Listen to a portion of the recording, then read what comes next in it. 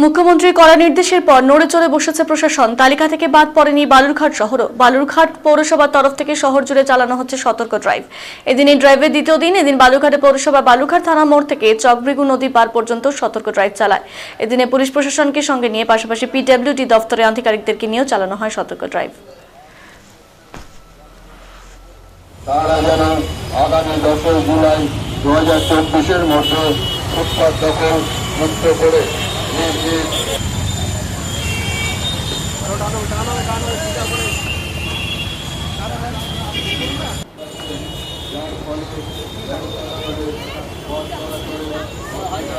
অন্তর্গত সকল ব্যবসায়ী যারা রাস্তা, ফুটপাত, সরকারি জমি ইত্যাদি দখল করে তাদের সম্ভাবনা আছে, তাদের উদ্দেশ্যে জানানো যাচ্ছে যে তারা যেন আগামী 10 জুলাই 2024-এর মধ্যে ফুটপাত দখল মুক্ত করে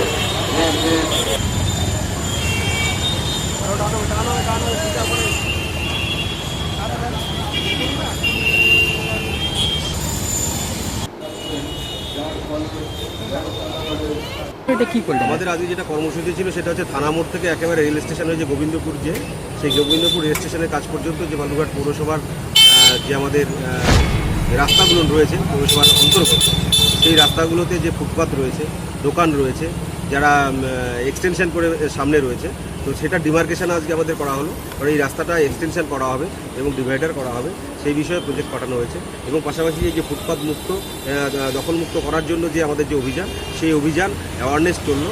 আমরা তাদেরকে সমস্ত ব্যবসায়ী যারা আছে তাদেরকে আমরা বুঝিয়ে বলে দিলাম যে তাদেরকে ডিমার্কেশন করে দেওয়া হলো।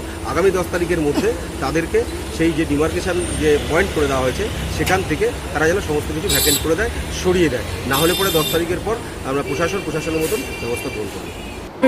আমাদের আজকে যেটা অন্তর্গত সকল ব্যবসায়ী যারা রাস্তা, ফুটপাত, সরকারি জমি ইত্যাদি দখল করে তাদের সম্ভাবনা আছে, তাদের উদ্দেশ্যে জানানো যাচ্ছে যে